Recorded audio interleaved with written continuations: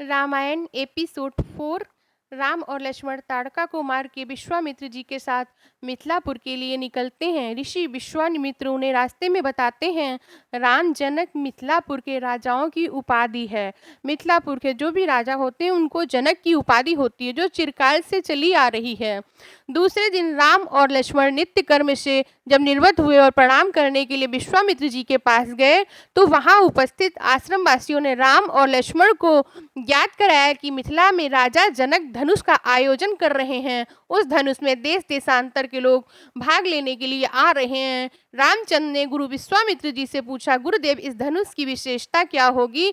इस धनुष का आयोजन क्या है? उद्देश्य क्या है? विश्वामित्र जी ने बताया, हे राम, जनक मिथिलापुरी के राजाओं की उपाधि है, जो हमेशा से चली आ रही है।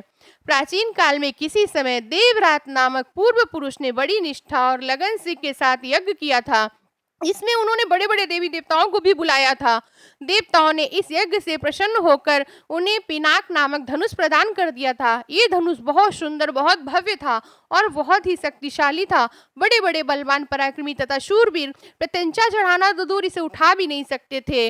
अपनी एकमात्र रूपवती कन्या सीता के स्वयंवर के लिए मिथिला नरेश ने, जनक जी ने जो प्रतिज्ञा की है, जो भी पराक्रमी वीर राजा इस धनुष की प्रत्यंचा चढ़ाएगा, उसके साथ वो अपनी कन्या का विवाह कर देंगे। अनेक देशों के राजा भारी संख्या में यज्ञ में भाग लेने आ रहे थे, क्योंकि सीता मैया बहुत ही रूपवती थी। हम लोगों की भी इच्छा इस यज्ञ को देखने की है, राम लक्ष्मण ने कहा। अतः तुम भी हमारे साथ मिथिलापुरी चलो। विश्वामित्र जी ने कहा कि राम लक्ष्मण, तुम भी मेरे साथ मिथिलापुरी चलो, उसे देखकर तुम लोगों को भी प्रसन्नता होगी। महर्षि के कहने पर राम लक्ष्मण ने विश्वामित्र व अन्य ऋषि मुनियों के साथ मिथिलापुर जाने का निश्चय किया। मार्ग में बहुत ही सुंदर सुंदर उन्हें दृश्य दिखाई पड़ते हैं।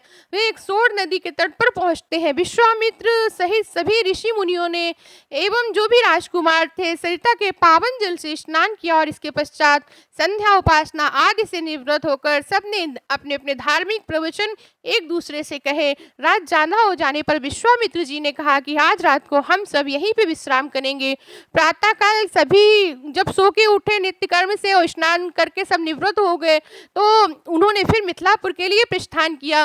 वे एक परम पावन गंगा नदी के तट पर पहुंचे। उस समय मध्याह्न होने के कारण भगवान सूर्य आकाश में बीच में पहुंच गए थे और गंगा का जल बहुत ही सुंदर दिखाई पड़ रहा था। गंगा जी में मछलियां क्रीड़ा कर रही थी, आकाश में पक्षी चहक रहे थे और दूर दूर तक रेत के कण बिखर रहे थे। राम इस दृश्य को देखे जा रहे थे।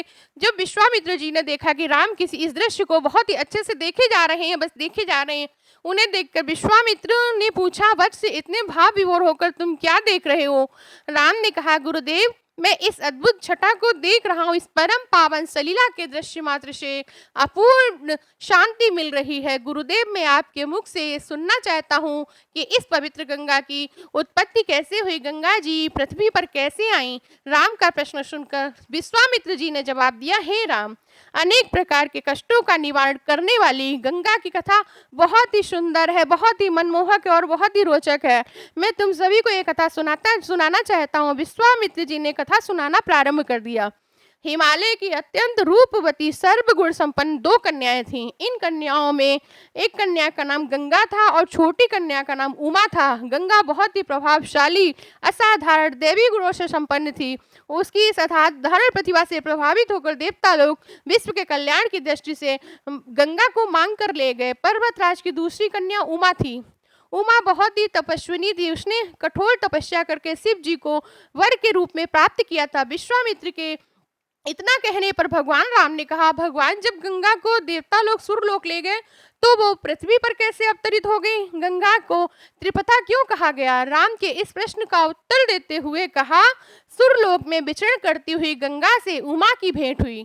गंगा ने उमा से कहा कि मुझे सुरलोक में विचरण करते हुए बहुत दिन हो गए हैं। मेरी इच्छा है कि मैं मातृभूमि अपनी पृथ्वी पर विचरण करूं। उमा ने गंगा को यह आश्वासन दिया कि वो उसके लिए कुछ न कुछ सुझाव अवश्य सोचेंगी।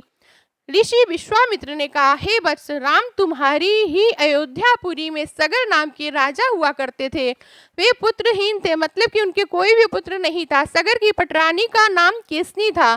जो विदर्भ प्रांत के राजा की पुत्री थी। केशनी रूपवती और सत्यपरायण थी। सगर की दूसरी पत्नी का नाम सुमति था। सुमति जो राजा अरिष्टनेमि की कन्या थी। महाराज सगर ने अपनी दोनों रानियों को लेकर हिमालय के भृगुपस्थ वट नामक प्रांत में गए और पुत्र प्राप्ति के लिए तपस्या में लीन हो गए। उनकी तपस्या से भृगु ऋषि प्रसन्न हुए और वर दिया, तुम्हें अनेकों पुत्रों की प्राप्ति होगी। दोनों रानियों में से एक का केवल एक ही पुत्र होगा जो कि वंश को आगे बढ़ाएगा और बहुत ही संस्कारी होगा।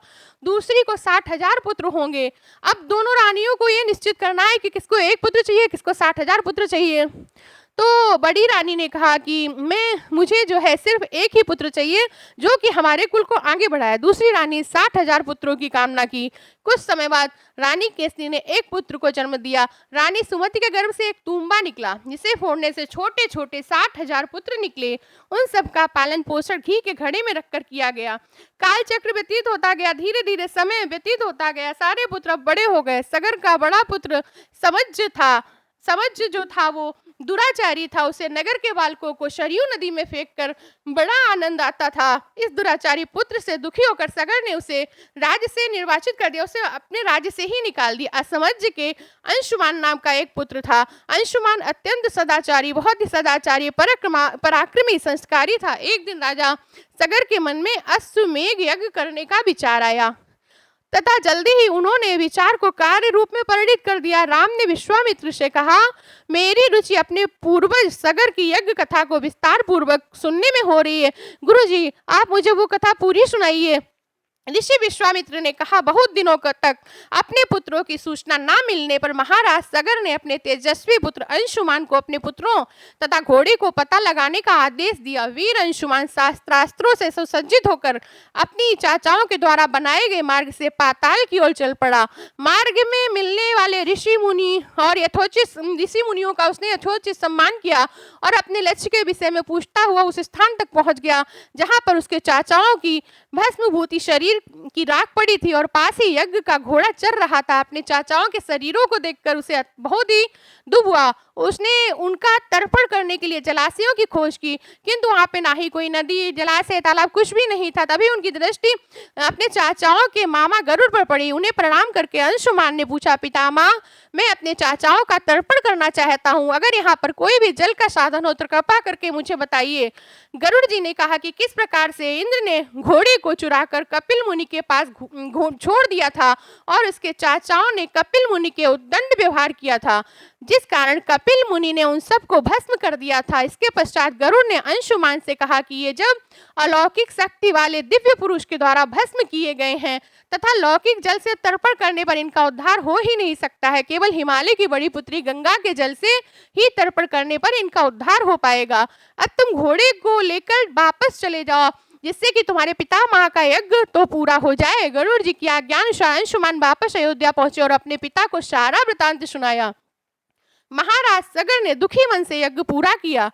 अपने पुत्रों का उद्धार करने के लिए गंगा को पृथ्वी पर लाना चाहते थे, लेकिन वो ऐसा नहीं कर पाए। थोड़ा रुककर विश्वामित्र जी ने कहा, महाराज सगर के देहांत के पश्चात अंशुमान बड़ी न्यायप्रियता के साथ शासन करने लगे। अंशुमान के परम प्रतापी पुत्र दिलीप हुए। दिलीप के वयस्क हो जाने पर अंशुमान दिलीप को राज्य का कार्यभार सौंपकर हिमालय की कंदराओं में जाकर गंगा को प्रसन्न करने के लिए तपस्या करने लगे, किंतु वो सफल नहीं हो पाए और स्वर्ग सिधार गए। इधर जब राजा दिलीप का धर्मनिष्ठ पुत्र भागीरथ बड़ा हुआ तो उसे राज्य का भार सौंपकर दिलीप भी गंगा को प्रसन्न करने के लिए तपस्या करने चले गए, लेकिन उन्हें भी सफलता नहीं मिली। भागीरथ बड़े प्रजावत्सल नरेश थे, किंतु उसकी कोई संतान नहीं हुई। इस पर वे राज्य का भार मंत्रियों को सौंपकर स्वयं गंगा अवतरण करने के लिए गोकर्ण नामक तीर्थ पर जाकर कठोर तपस्या करने लगे। उनकी कठोर तपस्या से खुशी होकर ब्रह्मा जी ने वर मांगने के लिए कहा। भागीरथ बोले, हे प्रभु, यदि आप मुझ पर प्रसन्न हो तो मुझे ये वर दीजिए कि सगर के पुत्रों को मेरे प्रयत्नों से गंगा का जल प्राप्त हो, जिससे उनका उद्धार हो जाए, और मुझे संतान की प्राप्ति का वर दीजिए ताकि श्वांक वंश जो है आगे बढ़ सके। ब्रह्मा जी ने कहा कि संतान का मनोरथ तो तेरा अवश्य पूर्ण हो जाएगा, किंतु तुम्हारे प्रथम वरदान को देने में थोड़ी सी कठिनाई लग रही है। गंगा जी जब तीव्र वेग से पृथ्वी पर आएंगी तो पृथ्वी उनके वेग को संभाल नहीं पाएगी।